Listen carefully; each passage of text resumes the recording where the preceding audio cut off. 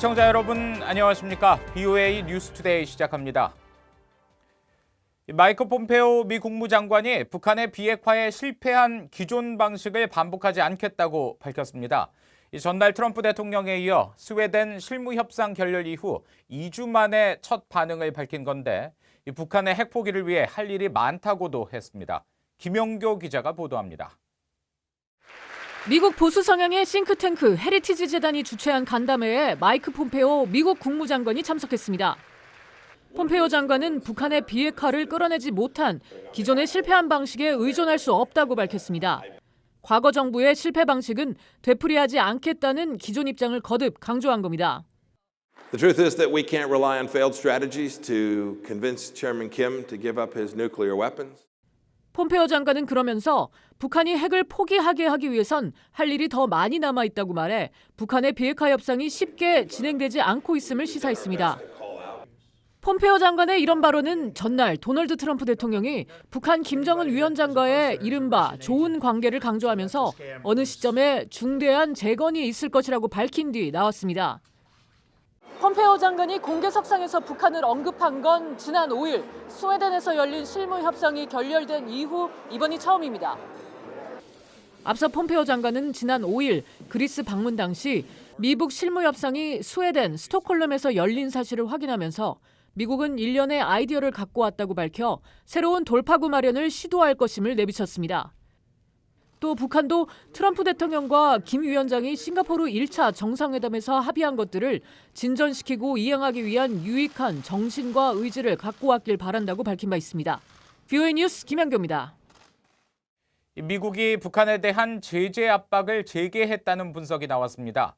미국 뉴욕에 본부를 둔 대형 법률 회사인 셔먼 앤 스털링은 21일 발표한 미국의 3분기 제재 개괄 보고서를 통해 미국의 주요 제재 대상으로 이란과 러시아, 베네수엘라 등과 함께 북한을 꼽으며 이같이 밝혔습니다.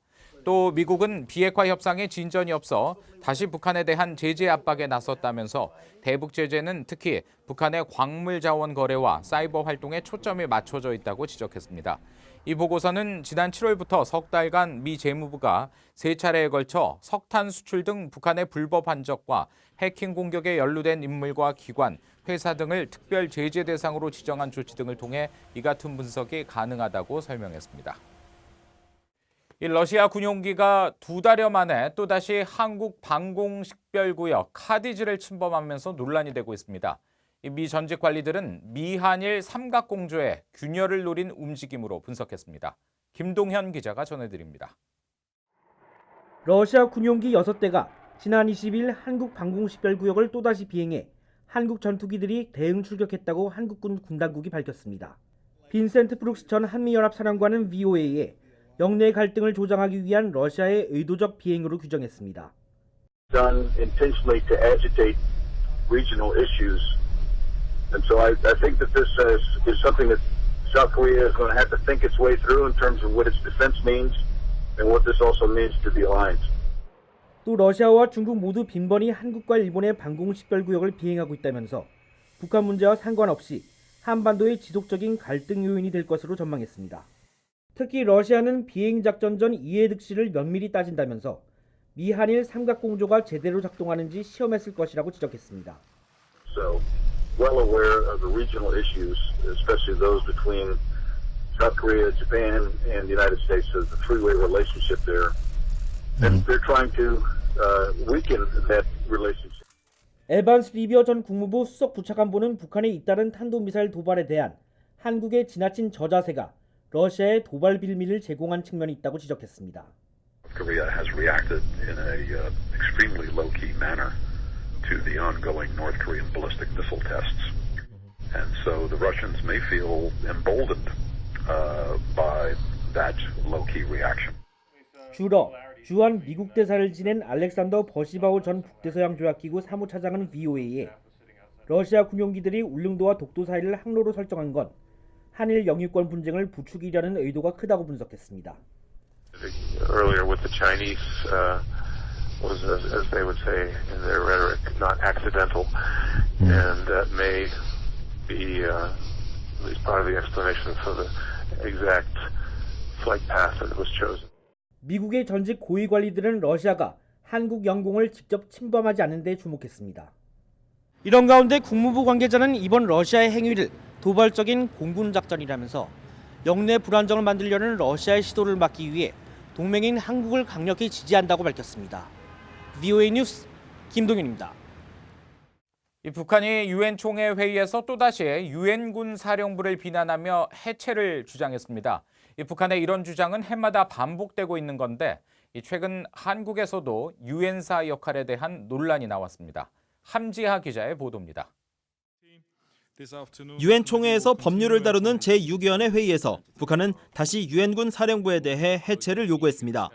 김인철 북한 대표부 서기관은 유엔 사령부를 유령 기관이라면서 한반도 평화와 안보를 위해 해체가 필요하다는 기존의 북한 주장을 또다시 되풀이했습니다. The UN command in South Korea is a ghost entity that had only abused the name of the UN but has nothing to do with it.